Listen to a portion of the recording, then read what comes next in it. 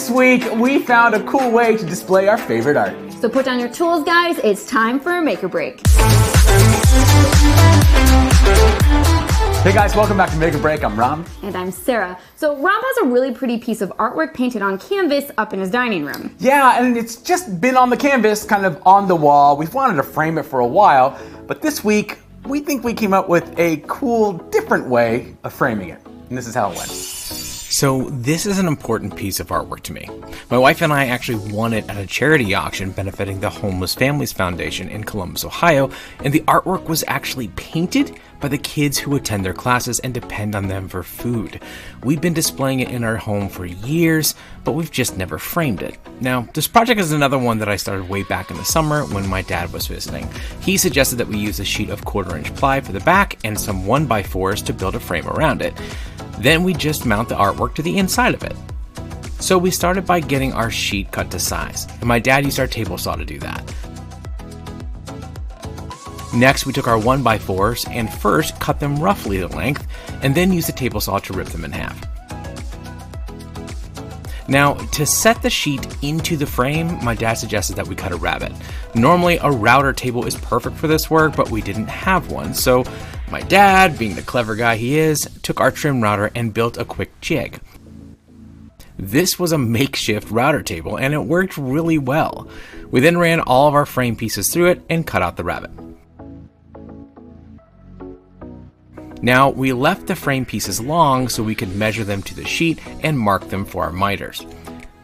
After setting the miter saw to 45 degrees, we cut each piece.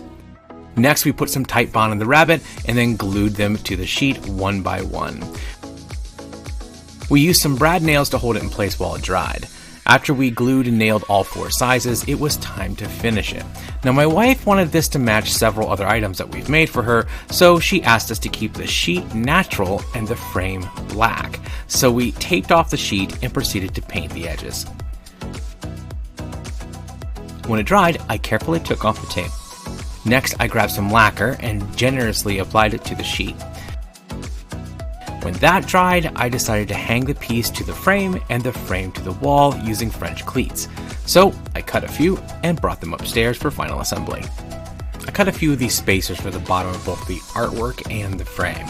That will make the frame stand a 1/2 inch off the wall and the artwork a 1/2 inch off the frame. Then I screwed in the French cleat to the canvas and one to the inside of the frame. Keeping all of these really level was really important. Then I screwed a cleat to the back of the frame, and finally one to the wall. And that was that. I hung it all up, and here it is. I can't tell you how pleased my wife was with the outcome. This painting is so important to us. It reminds us daily of our many blessings and to remember to reach out and help others every chance we get. Okay, so what do you think? It's beautiful. Right? I wasn't sure if I was going to like it because the natural part of it kind of shows, but I actually really do. Jen knows what she's talking about. I think she does. The other thing is she also knows that in an upcoming episode, soon, we're going to be building a brand new dining table for her in those colors with some really interesting features, so be sure to stick around for that.